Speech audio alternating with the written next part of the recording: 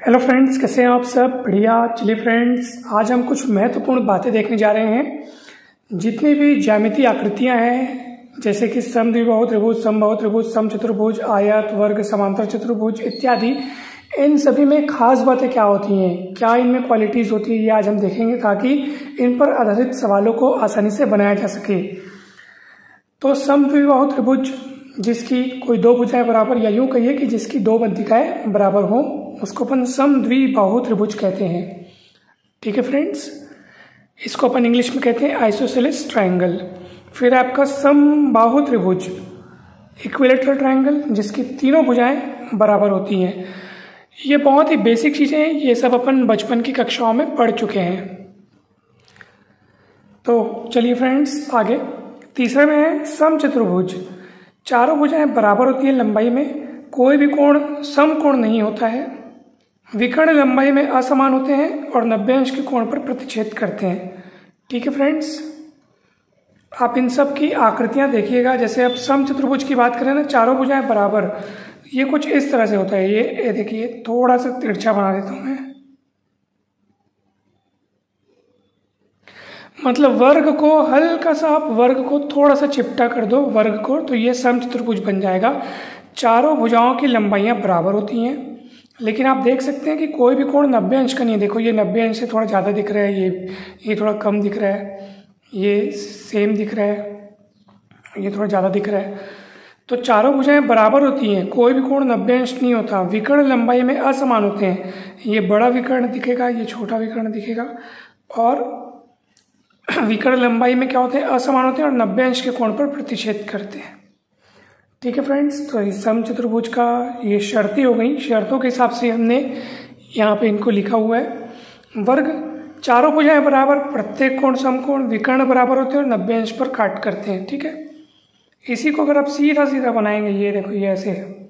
चारों भुजाएं बराबर, प्रत्येक कोण 90 अंश का, विकर्ण भी लंबाई में बराबर और विकर्णों के बीच का भी कोण 90 अंश। ठीक है फ्रेंड्स, कहीं कोई दिक्कत, कहीं कोई डाउट अगर हो तो बताइएगा जरूर।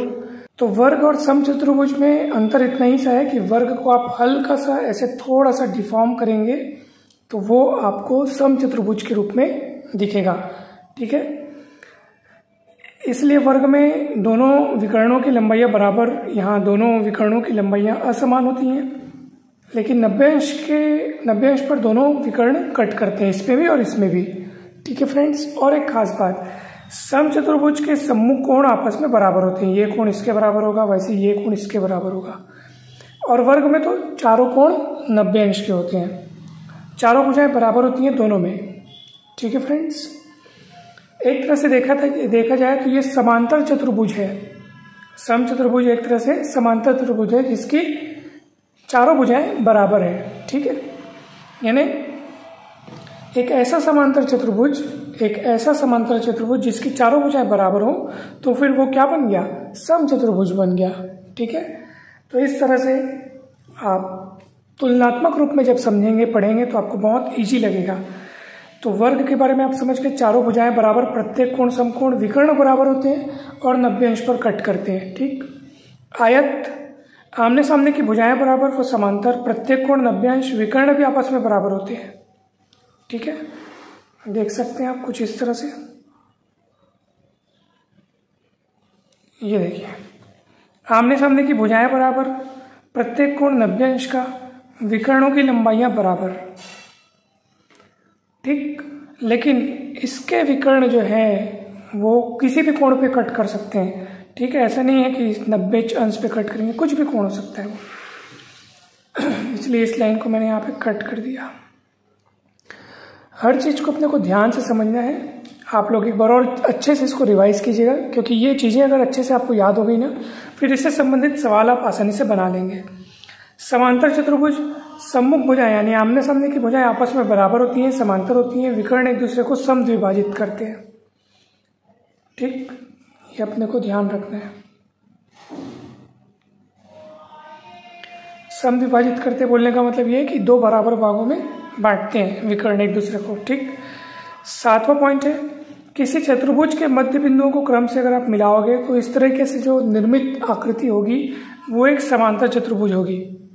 ठीक, कोई भी चतुर्भुज ले लो आप, और चारों भुजाओं के मध्य बिंदु, जैसे मैं कोई भी चतुर्भुज ले लिया, ठीक है, ऐसे करके कुछ भी मैंने ले लिया।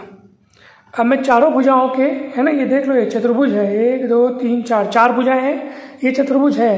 अब चारों भुजाओं के मध्य बिंदु को मैं मिला रहा हूँ, ये इसका मध्य बिंदु, ये इसका मध्य बिंदु, ये इसका मध्य बिंदु, ये इसका मध्य बिंदु, मिलाओ।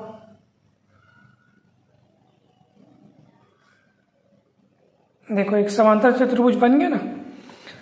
ठीक, ये देखो, ये इसकी आमने सामने की भुजाएं बराबर है, ठीक, और समांतर भी हैं, वैसे ये इसके समांतर है, देख लो आप। तो किसी भी चतुर्भुज के मध्य बिंदुओं को क्रम से मिलाने से निर्मित आकृति एक समांतर चतुर्भुज होती है। अगला पॉइंट है, किसी समकोण त्रिभुज में कर्ण का मध्य बिंदु तीनों शीर्षों से समान दूरी पर होता है। समकोण त्रिभुज की बात चल रही है, ये मैंने समकोण त्रिभुज बना लिया। कर्ण किसको बोलते हैं? जो 90 अंश के ठीक सामने होता है, या यूं कहिए कि जो समकोण त्रिभुज में जो सबसे लंबी भुजा होती है वही कर्ण होती है। अब कर्ण का मध्य बिंदु ले लो आप, तो ये मध्य बिंदु तीनों शीर्षों से समान दूरी पर होगा। इन दोनों शीर्षों से तो होगा, क्योंकि आप मध्य बिंदु चुने हो, तो इन दोनों शीर्षों से तो वो सेम दूरी पर है ही। और ये दूरियां जितनी है, ये दूरी जितनी है, सेम है, और उतनी दूरी ये वाली भी है। इस चीज को आप लोग याद रखिएगा। जैसे ये दूरी 5 यूनिट है, क्योंकि मध्य बिंदु तो ये 5 ही होगा, मतलब सेम होगा। अगर ये 5 है तो ये भी 5 होगा, और ये यहाँ से भी उतनी ही दूरी पर होगा, यानी कि ये तीनों दूरियां हमेशा सेम होती हैं। फिर से एक बार इसमें बात को दोहराता हूँ। किसी समकोण त्रिभुज में कर्ण का मध्य बिंदु, कर्ण का बीच वाला बिंदु तीनों कोणों से सेम डिस्टेंस पे होता है, इससे, इससे और इससे, तीनों शीर्षों से सेम दूरी पर होता है। और पाइथागोरस प्रमेय का पालन समकोण त्रिभुज में ही होता है, ठीक है। तो इस चीज को भी अपने को ध्यान देना है। कर्ण का वर्ग बराबर लंब का वर्ग धन आधार का वर्ग। तो ये तमाम बातें हैं जो कि आपके लिए बहुत जरूरी है, इनको समझना, याद रखना, ठीक है फ्रेंड्स। कहीं पर भी कोई डाउट हो तो जरूर पूछिएगा। चलिए अब हम बढ़ते हैं आगे सवालों की ओर। देखिए फ्रेंड्स, एक बहुत ही ज़बरदस्त और बहुत ही इंपॉर्टेंट सवाल है, और ये सवाल कॉम्पिटिटिव एग्जाम में पूछा गया है। बिंदु P जिसके निर्देशांक है 2 7, बिंदु Q जिसके निर्देशांक है 4 -1, बिंदु R जिसके निर्देशांक है -2 6 के संयोजन से बना त्रिभुज है। समबाहु, समकोण, समद्विबाहु, विषमबाहु। चलिए जल्दी से सॉल्व करते हैं। सबसे पहले हमको त्रिभुज की तीनों भुजाओं की लंबाइयां अपन ज्ञात कर लेते हैं, उस हिसाब से अपने को पता चल जाएगा कि ये कौन सा त्रिभुज है। तो तीनों भुजाओं की लंबाइयां ज्ञात करने के लिए आपको ये जो तीनों बिंदु दिए हैं, ये वास्तव में त्रिभुज के तीनों शीर्ष हैं। तो चलिए PQ पहले ज्ञात करते हैं। PQ मतलब कि ये एक भुजा की लंबाई हो जाएगी, P से Q तक की दूरी, दो शीर्षों के बीच की दूरी, वो भुजा की लंबाई ही तो होगी। तो चलिए PQ। अब दो बिंदुओं के बीच की दूरी का सूत्र अपन जस्ट पिछले क्लास में देख चुके हैं दोस्तों, आप देख सकते हैं।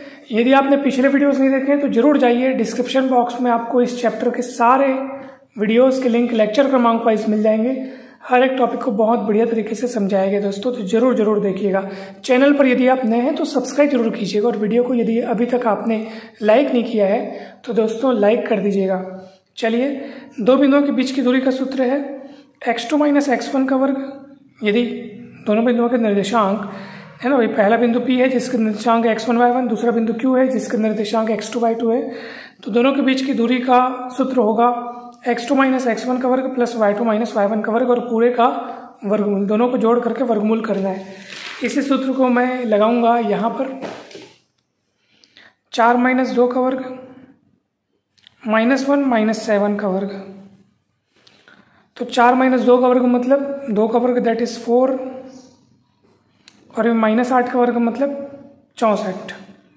तो टोटल मिला √68। चलिए इसी तरीके से आप QR निकाल लो, √/-2 - 4 का वर्ग, -2 - 4 का वर्ग, 6 - 1 दैट इज 6 + 1 का वर्ग। ठीक है फ्रेंड्स, तो ये कितना आएगा? 6 का वर्ग 36, 7 का वर्ग 49। ठीक है फ्रेंड्स, 9 6 15, 4 3 7, 85। कहीं कोई दिक्कत, कहीं कोई डाउट होगा तो पूछिएगा जरूर। चलिए आगे बढ़ते हैं। अब अपन ज्ञात करते हैं PR।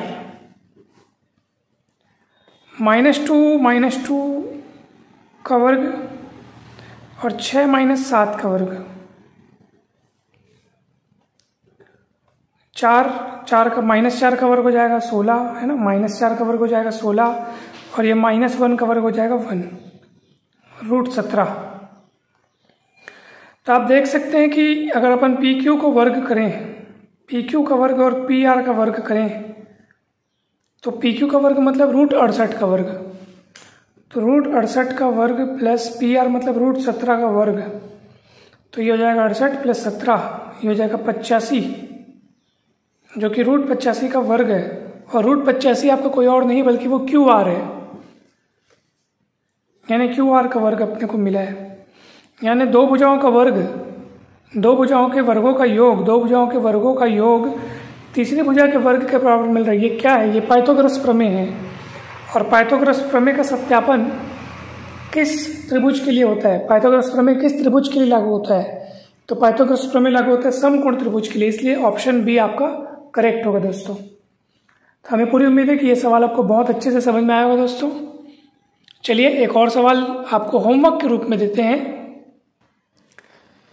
तो ये क्वेश्चन आपके लिए होमवर्क है दोस्तों। यदि किसी चतुर्भुज के शीर्ष इतना इतना इतना इतना है, 0 - 1 2 1 0 3 तथा -2 1 है, तब वह है समांतर चतुर्भुज वर्ग आयत नन ऑफ दिस। तो इसको आप लोग जरूर बना करके देखिएगा दोस्तों और कमेंट करके इसका उत्तर जरूर बताइएगा कि इसका उत्तर क्या होगा। आप लोग कमेंट करते हैं तो हमें बहुत अच्छा लगता है, इंस्पिरेशन मिलता है और इस बात का विश्वास हो जाता है कि आपने ये वीडियो बहुत अच्छे से लास्ट तक देखा है। तो ज़रूर इस सवाल को बनाकर देखिएगा दोस्तों और कमेंट करके ज़रूर बताइएगा। आज के इस वीडियो में इतने ही। हम उम्मीद करते हैं कि ये सवाल आपको बहुत अच्छे से समझ में आया होगा, ये वीडियो आपको अच्छा लगा होगा आज का टॉपिक। तो दोस्तों चैनल को जरूर सब्सक्राइब करें, वीडियो को दोस्तों के साथ जरूर शेयर करें। यदि आप हमारे व्हाट्सएप ग्रुप से जुड़ना चाहते हैं तो डिस्क्रिप्शन बॉक्स में आपको हमारा व्हाट्सएप नंबर मिल जाएगा, वहाँ से कांटेक्ट करके आप ग्रुप में जुड़ सकते हैं। और इसके पहले हमने अनेक सारे चैप्टर्स जो कंप्लीट किए, जैसे binomial theorem, permutation combination, linear inequalities, complex numbers, trigonometry, set theory, concept of relation, function और सीक्वेंस एंड सीरीज, इसके ठीक पहले वाला टॉपिक। तो ये समस्त टॉपिक्स कंप्लीट हो चुके हैं और इन सभी टॉपिक्स के वीडियोस आपको मिल जाएंगे प्लेलिस्ट पे। चैनल पर अनेक सारे प्लेलिस्ट है, आप अपनी आवश्यकता के अनुरूप विभिन्न प्लेलिस्ट में सारे वीडियोस देखिएगा। वीडियोस को दोस्तों के साथ जरूर शेयर कीजिएगा। किसी भी टॉपिक का यदि आपको वीडियो ना मिले, कहीं पे कुछ कंफ्यूजन हो, डाउट हो, बेझिझक बिंदास आप पूछ सकते हैं दोस्तों। आप सभी को बहुत बहुत धन्यवाद दोस्तों। जल्द मिलते हैं हम नेक्स्ट वीडियो में और आप जल्दी से इस सवाल को सॉल्व करके इसका आंसर बतलाइएगा दोस्तों कमेंट में। Thank you so much.